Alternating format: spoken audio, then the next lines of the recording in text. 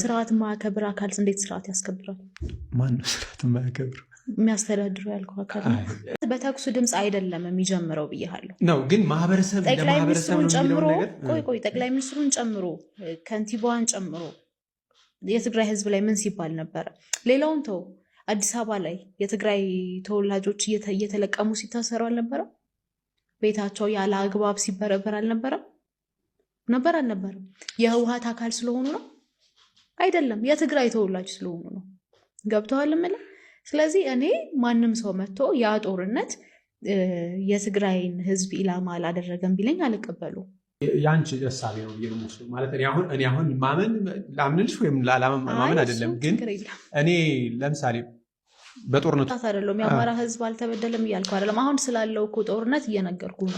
ጥያቄ ስላለባቸው ነው መሳሪያ ያነሱት እያልኩ ነው። ግን ከዛ በፊት የትግራይን ህዝብ የኤርትራ ወታደር ጭምር አስገብተው አላስገደሉትም? አላስደፈሩም? ሴቶቹን እሱን መልስልኝ።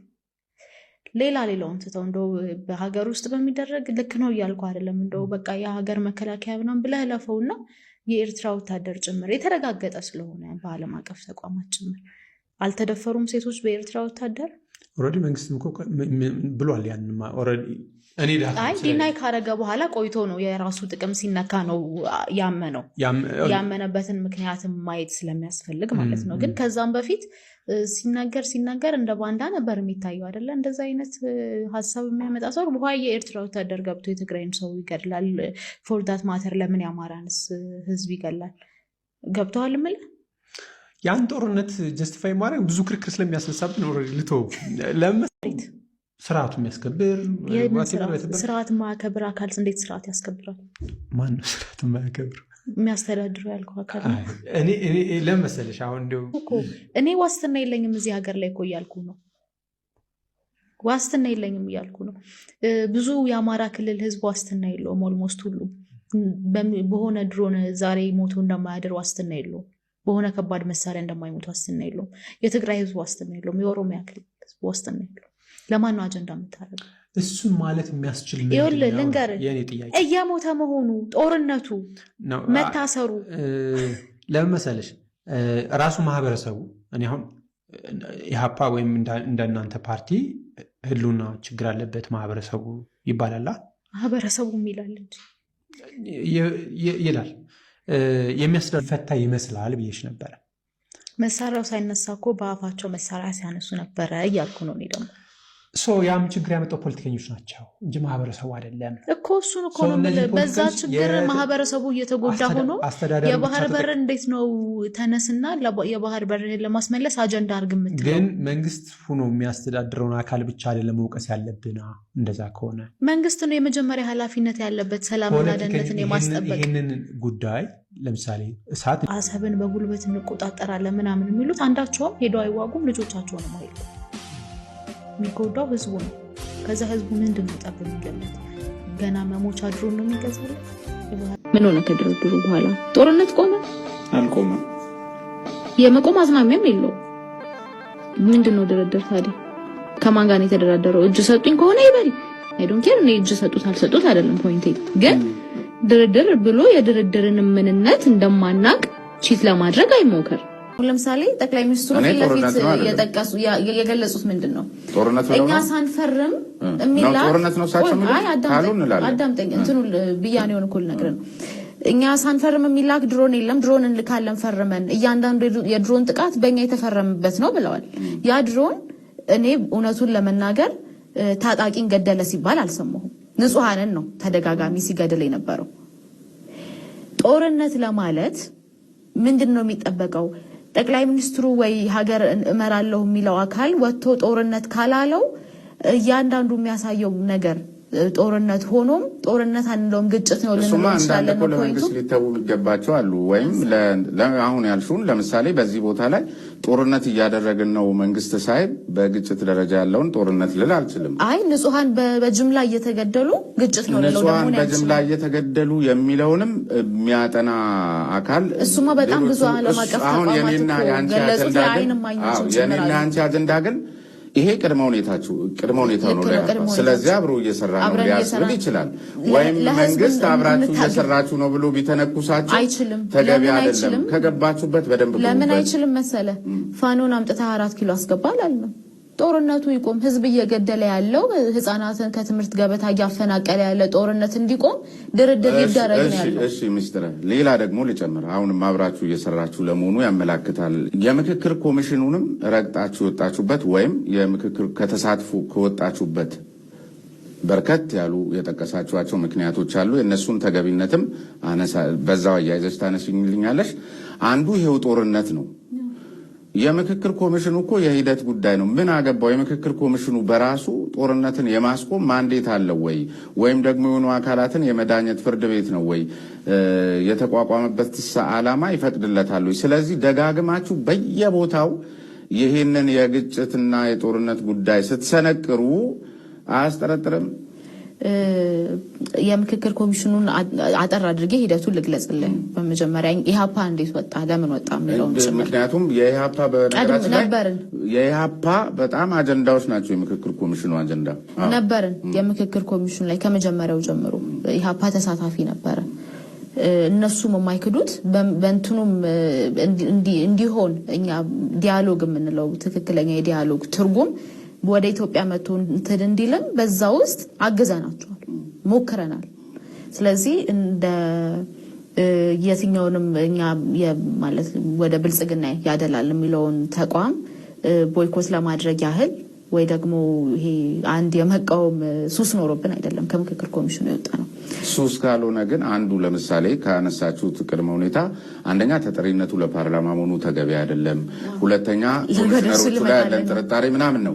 ግን ሚስጥረ እነዚህ ኮሚሽነሮች ኖረውና ተጠሪነቱ ለፓርላማ ሆኖ ነው ኢህአፓ የምክክር ኮሚሽኑ ተሳታፊ የሆነው። መጀመሪያው ለምን አይቀርም ሄዶ እዚህ ጋር ሲደርስ የወጣው? we were giving the benefit of the doubt ውስጥ ሆነን ማስተካከል ከቻለን ቦይኮት ማድረጉ አስፈላጊ አይደለም። ምክንያቱም ኢህአፓ ዛሬ አይደለም ስለ ዲያሎግ ማንሳት የጀመረው። ረጅም ዓመታት ስለ ዲያሎግ ሲያወራ ነበር። አሁንም ዲያሎግ እንዲደረግ ይፈልጋል። የሚሸፋፈን ነገር አይደለም። ነገር ግን ለምሳሌ እኔን ብትጠይቀኝ እምነት አልነበረኝም ከመጀመሪያው ጀምሮ። ኢህአፓ ግን እምነት ባይኖረውም ውስጥ ገብቶ ለማስተካከል ሞክሯል ነበር እንጂ ሰዎቹ ድሮም ተመርጧል። ከመጀመሪያ ለኔ ያው ጥርት እንዲልልሽ ያነሳውበት እኚሁ ሰዎች ኖረው ነው የጀመሩት። ምክንያቱም የኢህአፓ አይዲያ ኦልሞስት የምክክር ኮሚሽኑ አይዲያ እስኪመስል ድረስ እንደውም ዲያሎግ እንዲደረግ ከነበረን በጣም ትልቅ ፍላጎት የተነሳ መጀመሪያውን ባናምንበትም ውስጥ ሆነን እናስተካክለው የኛን ፓርት መስጠት አለብን በሚል ሞክረናል። በተደጋጋሚ ከምክክር ኮሚሽኑም ጋር በነበረን ንግግር ነግረናቸዋል። እያንዳንዱ የነበረውን ነገር እነሱም የሚያውቁት ነው።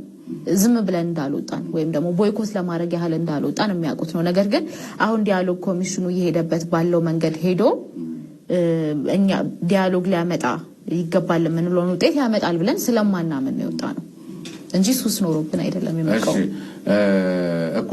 ቀደም ወዳለው ስንመለስ ያው ዞሮ እሱም ላይ ይህንኑ አጀንዳ የዚህ የጦርነቱን መንግስት ይመለከተናል። የጦርነቱ በየምክንያቱ የምትሰነቅሩት ነገር ቢያስጠረጥራችሁና ከጽንፈኛ ጋር የምትሰሩ ተብሎ ጦርነት ብትቆነጠጡ ማንፌስቷችሁ ላይ ትምህርትና ጤና ለሁሉም ዜጋ በነጻ ይሰጣል፣ ለስራ አጦችም እርዳታ ወይም ደግሞ ዳረጎት እናከፋፍላለን ብላችኋል። የኔ ጥያቄ አሁን ኢትዮጵያ ውስጥ አይኤልኦ ባወጣው መረጃ መሰረት ከ8 እስከ 10 ሚሊዮን ስራ ፈላጊ ዜጎች አሉ። በትንሹ በወር 4000 ብር ዳረጎት ብትከፍሏቸው 480 ቢሊዮን ብር በአመት ለነዚህ ሰዎች መክፈል አለባቸው። በዚህ ላይ ከ370 ቢሊዮን ብር በላይ ለመሰረታዊ ፍጆታዎች የሚሰጥ በጀት አለ። አሁን ባለው መረጃ ሁለቱ ተደምሮ 800 ቢሊዮን ይደርሳል። የዚህ ሀገር አመታዊ በጀት 1 ትሪሊዮን ነው። እጃችሁ ላይ የሚቀረው 200 ቢሊዮን ነው። 200 ቢሊዮን ብር ይዛችሁ ለክልሎች የድጎማ በጀት ማድረግ መቻል አለባችሁ። የስራ ማስኬጃ ወጪዎች አሉባችሁ። ካፒታል አላችሁ። ይሄን ሀገር በ200 ቢሊዮን ብር ምን ልታረጉት ነው? አሁን ላይ ያለውን ዳታ ነግረኸኛል። አሁን ላይ ስላለው ዳታ አይደለም የምናወራው። በሚቀጥለው አመት የምትረከቡት መንግስት የሚኖረው የቁጥር አቅም ወይም ደግሞ ይሄ ሎጂክ አግባብ ይሆን የነበረው ካልኩሌሽኑ አግባብ ይሆን የነበረው እያንዳንዱን የስራ አጥ አድርገን ስንደጉም ለመኖር ብናስብ ነው የሚለው ማንፊስቷቸው ለስራ አጦች ስራ እስኪያገኙ እንትኑ የተፈጠረው ክፍተቱ የተፈጠረው አንተ ያገኘው የኢሃፓ ማኒፌስቶ ነው። እኔ ያለሁት እንደ ትብብር ለኢትዮጵያ አንድነት ነው። እሺ ትብብር ለኢትዮጵያ ይሄኛውን ለስራ አጦች ዳረጎት እናደርጋለን የሚለውን ከኢሃፓ ወስዶ አይተገብረውም፣ ደግሞ ትብብር ይሄን ሐሳብ አይቀበለውም ማለት ነው። ያ እናደርጋለን፣ ነገር ግን የስራ አጥ ቁጥርን መቀነስ ነው ዋነኛ አላማችን እንጂ ማንፊስቷችሁ የሚለው ስራ አጦች ስራ እስኪያገኙ ድረስ ቃል በቃል ወርሃዊ ድጎማ እኮ ስለ ኢሃፓ ነው እያወራህ ያለው ነው እያልኩ ያለሁት ዳዊት። እሺ ይሄኛው የኢሃፓ ሐሳብ ከሆነ ትብብሩ አይቀበልም ወይ? ትብብሩ የሚቀበልበትን መንገድ እያስረዳው ነው ከኢሃፓ ነጥለህ እንድታየው ማለት ነው። ትብብሩ የሚለው የስራ አጥ ቁጥርን እንቀንሳለን፣ በጣም ራዲካል በሆነ መንገድ እንቀንሳለን። ምክንያቱም የስራ አጥ ቁጥር የጨመረባቸው ምክንያቶች አሉ። ከነዛ ምክንያቶች ውስጥ አንዱና ዋነኛው ጦርነት ነው። ጦርነቱ ካቆመ ኢንቨስትመንቶች ይጨምራሉ፣ በየክልሉ ያሉ ኢንቨስትመንቶች። ስለዚህ እንትን ነው ኢምፕራክቲካል አይደለም። ይሄ የስራ አጥ ቁጥር ጦርነት ባልነበረበት ጊዜ ከቁጥሩ መጨመር በስተቀር ጦርነት ባልነበረበት ጊዜ መረጃ ልሰጥዎት እችላለሁ። ኢትዮጵያ ውስጥ እስከ በአማካይ እስከ 5 እስከ 6 ሚሊዮን የሚደርስ ስራ ፈላጊ አለ። ይሄኛውን 4000 በ5 ሚሊዮን የምናባዛው ከሆነ በትንሹ እስከ 200 ቢሊዮን ዳረጎት መክፈል አለባችሁ። የቁጥር ልዩነት ነው። ጦርነቱ ቁጥሩ ማተር ያደርጋል። ስለዚህ እኔም ጥያቄ እሱ ነው እኮ ቁጥሩ ማተር ያደርጋል እያልኩ ያለሁት። እሺ በ200 መንግስት ሆነን አናቅም። መንግስት ስንሆን እኛ በምን ያህል መጠን የስራ አጥ ቁጥሩን እንቀንሳለን ከሚለው ጋር ነው ካልኩሌት ሊደረግ የሚገባው። በመጀመሪያ ደረጃ ከመንግስት ጋር ያልተገባ ትስስር በመፍጠር ራሳቸውን የሚያበለጽጉና ምናልባትም በየመሸታ ቤቱ 1 ሚሊዮን 2 ሚሊዮን ባንድ ምሽት የማይከፍሉ ከበርቴዎች መፈጠር አለባቸው ብለን እናምናለን። ምክንያቱም እነዚህ አሁን የጠቀስናቸው የስርዓት ከበርቴዎች ባልተገባ ሁኔታ የሀገርን ሀብት በማካበት ከስርዓት ጋር ያልተገባ ትስስር በመፍጠር ነው እየበለጸጉ ያሉት ብለን ነው የምናምነው። በትክክለኛ መንገድ ቅድም እንደነገርኩ የነፃ ገበያ ወይም ደግሞ የገበያ መር ኢኮኖሚ ነው የምንጠቀመው። የገበያ መር ኢኮኖሚ በመጠቀም ኢንቨስተሮችን እንስባለን፣ ኢንቨስተሮች ይሳባሉ፣ ፉክክር ይኖራል፣ ትክክለኛ የሀብት ከበርቴዎች ይፈጠራሉ።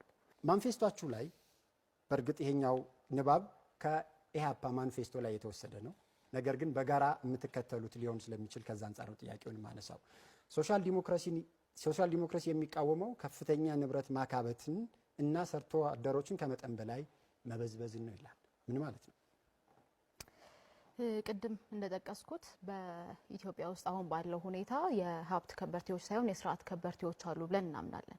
እነዚህ የስርዓት ከበርቴዎች የተወለዱት ወይም የተፈጠሩት ደግሞ የዜጎችን ሀብት በመበዝበዝ በሙስና እንዲሁም ደግሞ ከስርዓት ጋር ያልተገባ ትስስር በመፍጠር ነው ብለን እናምናለን። ስለዚህ አሁን ባለን አረዳድ ያሉት የስርዓት ከበርቴዎች ናቸው። እነዛን የስርዓት ከበርቴዎች ደግሞ በማስቆም ወደ የሀብት ከበርቴዎችን በመፍጠር እነዛ የሀብት ከበርቴዎች ለዜጎችም የስራ ዕድል በመፍጠር ለመንግስትም ትክክለኛውን ግብር በመክፈል የሀገር እድገት ላይ አስተዋጽኦ ከበርቴውን ማስቆም ማለት እኮ ኢንቨስትመንትን ማስቆም አይደለም።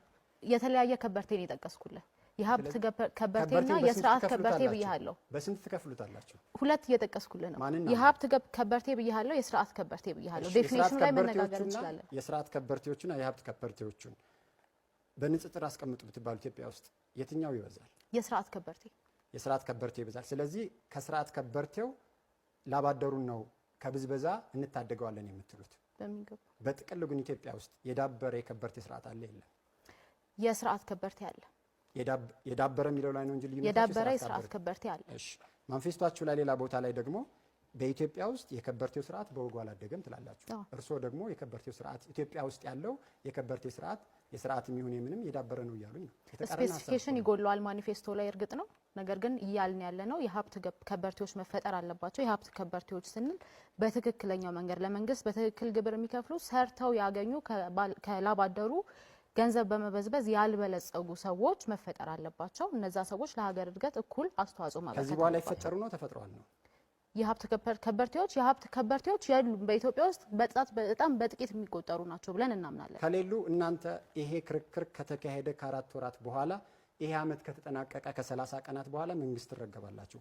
በ4 አመት ውስጥ እንዴት ያለ ከበርቴ ፈጥራችሁ ነው ከከበርቴው ገንዘብ ከፍላችሁ ለሌላው የምታከፋፍሉ? በቅድሚያ የስርዓት ከበርቴዎች እንዳይኖሩ እናደርጋለን። ከመንግስት ጋር ያልተገባ ትስስር በመፍጠር ራሳቸውን የሚያበለጽጉና ምናልባትም በየመሸታ ቤቱ 1 ሚሊዮን 2 ሚሊዮን ባንድ ምሽት የማይከፍሉ ከበርቴዎች መፈጠር አለባቸው ብለን እናምናለን። ምክንያቱም እነዚህ አሁን የጠቀስናቸው የስርዓት ከበርቴዎች ባልተገባ ሁኔታ የሀገርን ሀብት በማካበት ከስርዓት ጋር ያልተገባ ትስስር በመፍጠር ነው እየበለጸጉ ያሉት ብለን ነው የምናምነው።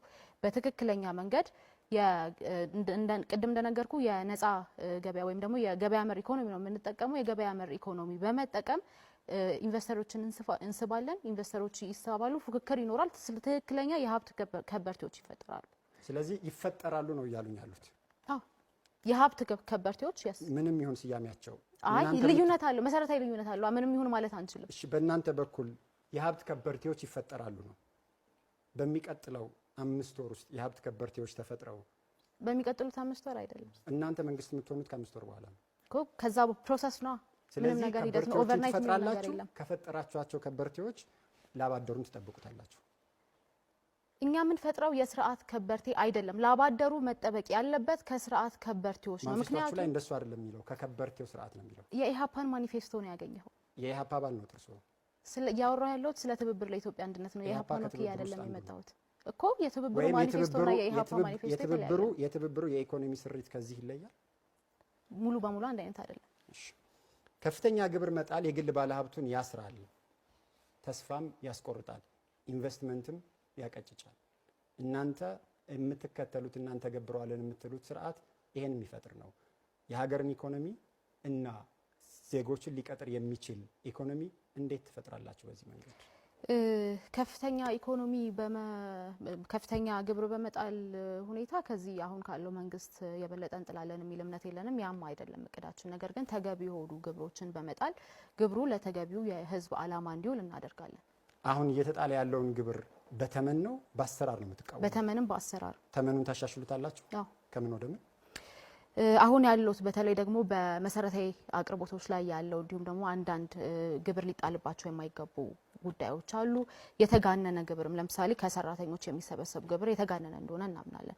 ከሲቪል ሰርቫንቱ ሙሉ በሙሉ ወይም ደግሞ ግብር የመሰብሰብ ፍላጎት አይኖረንም። ያ እንኳን ማሳካት ባንችል በጣም ዝቅተኛ ግብር ነው ምንጥለው። ስለዚህ በተመንም በአሰራርም በኩል አሁን ያለውን ሁኔታ አንከተልም። ግብር የምትቀንሱ ከሆነ የሀገር ውስጥ ገቢ ይቀንሳል። የሀገር ውስጥ ገቢ የሚቀንስ ከሆነ የልማት ጥያቄዎችን፣ የካፒታል በጀት፣ የክልሎች ድጎማ በጀትን፣ የዘላቂ ልማት ማስፈጸሚያ ግቦች ከየት ልታገኙ ነው? ግብር ስትቀንሱ ገቢያችሁ ይቀንሳል። የሀገር ውስጥ ገቢ የሚገኘው ከግብር ብቻ አይደለም። ኢትዮጵያን ካለማወቅ ምናልባት የመነጨ ጥያቄ ይመስለኛል። ምክንያቱም አሁን እኮ ለጦርነት እንኳን የሚውሉ በጣም ብዙ ቢሊዮን ዶላሮች እያየን ነው። ስለዚህ መንግስት የሀገር ውስጥ ገቢ ከምንድን ነው የሚገኘው? ከምንድን ነው እናንተ የምታገኙ?